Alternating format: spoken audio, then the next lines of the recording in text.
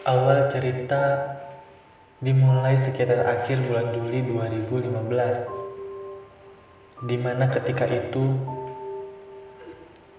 kami ditugaskan untuk menjadi mahasiswa KKN di salah satu desa pesisir pantai Pangandaran.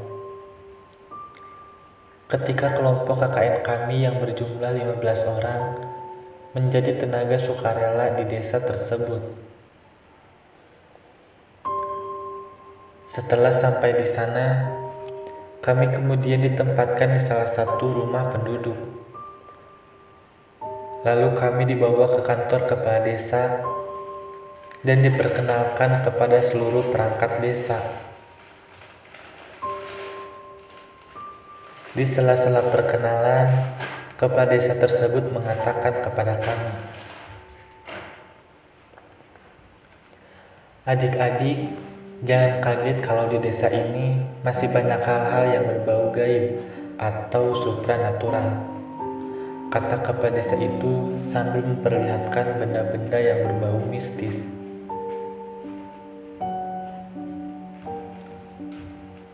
Kami yang berasal dari kota dan awam dengan masalah yang begituan,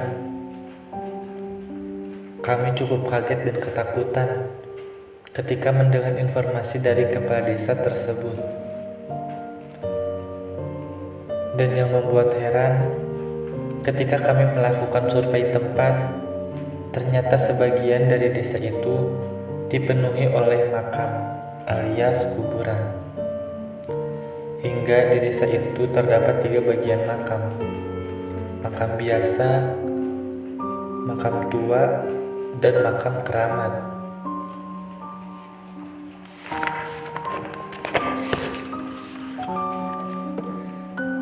Suatu ketika, koordinator desa harus menyampaikan surat undangan rapat ke rumah Pak Kades, yang jaraknya sekitar 3 jam perjalanan dengan menggunakan ojek.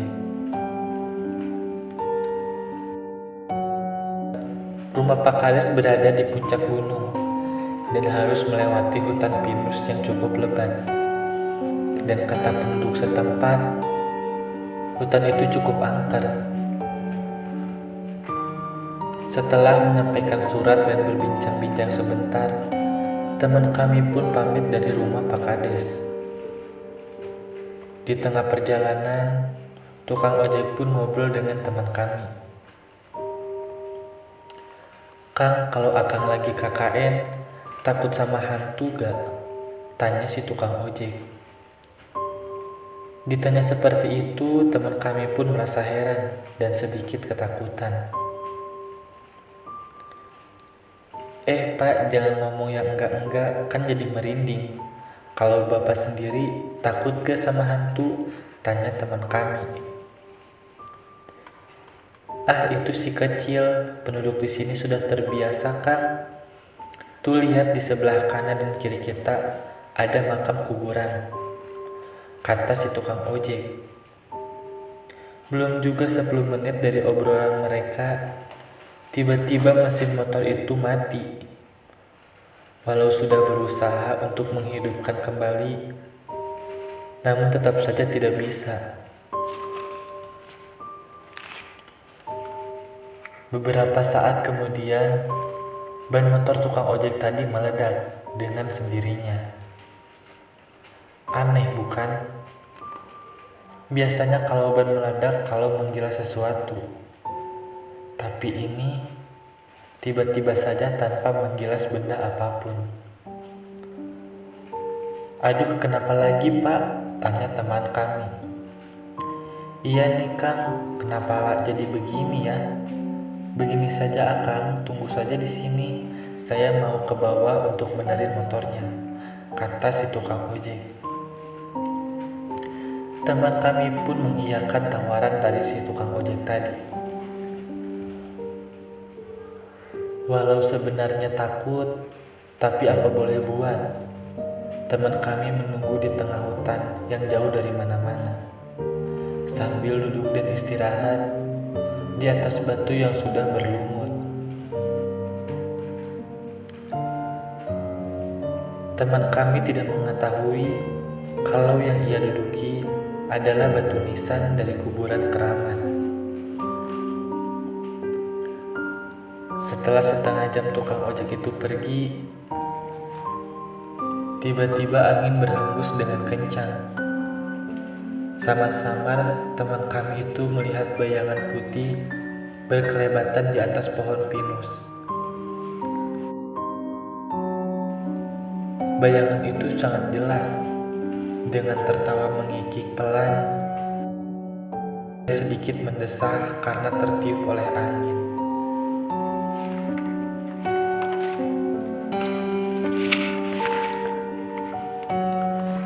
Temanku pun langsung membaca doa, dan tanpa disadari, teman kami pingsan dan ngumpul di atas batu nisan keramat itu.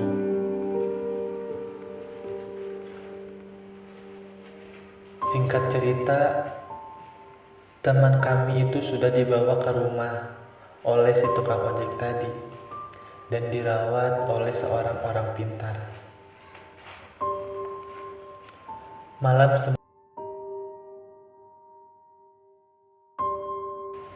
Malam semakin larut, teman-temanku sudah beranjak tidur, kecuali aku dan temanku Wawan. Kami ngobrol di depan pintu menghadap ke arah masjid tua dan kantor kepala desa yang belakangnya dipenuhi oleh kuburan.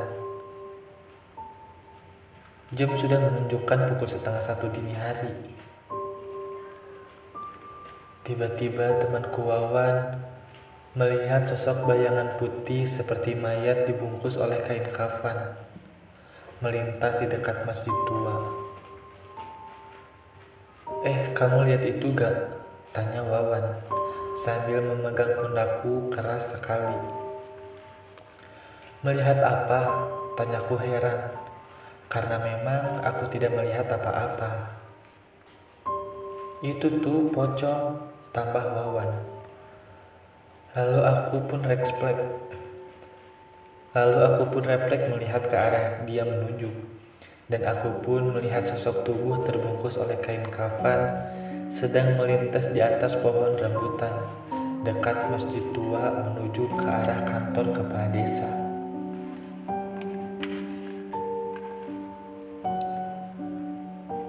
Kami langsung teriak sambil berlari masuk ke dalam rumah. Seisi rumah terbangun dan bertanya kepada kami, ada apa? Lalu kami menceritakan yang kami alami tadi. Tentu saja seisi rumah menjadi ketakutan. Akhirnya kami pun berencana tidak tidur malam itu. Tapi setelah jam 3 dini hari, ternyata rasakan tubuh mengalahkan kami. Akhirnya kami pun tertidur di kamar. Akhirnya kami pun tertidur di kamar. Kecuali Wawan yang tidur di sofa di ruang tamu karena kamar sudah penuh. Sekitar jam 4 dini hari, kami dikagetkan oleh teriakan Wawan yang sangat keras sekali. Kami pun keluar kamar, dan di depan mata kami terlihat pocong yang sedang duduk di sebelah teman kami, Wawan. Tatapan matanya sayu, kulitnya melepuh dan bernanah. Wajahnya yang rusak tak berbentuk lagi. Kami serentak membaca doa untuk meminta kekuatan dari yang di atas.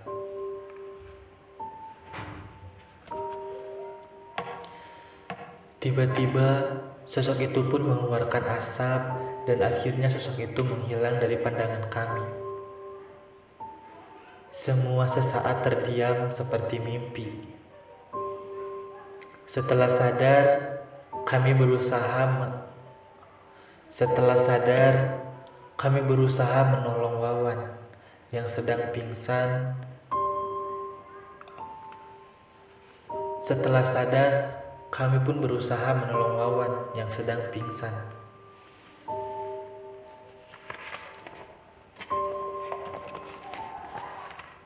Akhirnya kami pun sepakat untuk tidak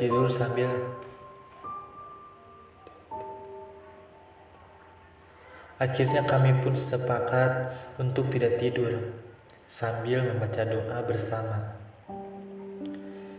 Sekitar pukul 5:30 pagi, usai kami sholat subuh, pintu rumah diketuk dari luar. Setelah dibuka, ternyata Pak Didin, satpam dari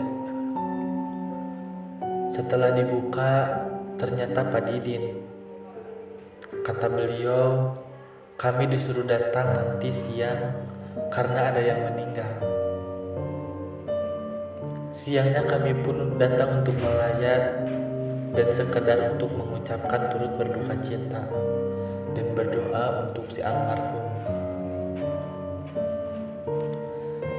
Setelah kami dipersilahkan untuk masuk, betapa kagetnya kami setelah melihat orang yang meninggal itu. Wajahnya sama persis seperti pocong yang kami lihat tadi malam. Sepulang melayat, kami pun memutuskan untuk pulang dari desa tersebut. Belajar dari pengalaman tadi malam, kami takut berkelanjutan yang akan menimpa kami di desa itu. Kami pun berpamitan dengan kepala desa dan perangkat desa semua. Kepala desa pun meminta maaf atas terjadinya peristiwa tersebut yang telah menimpa kami tadi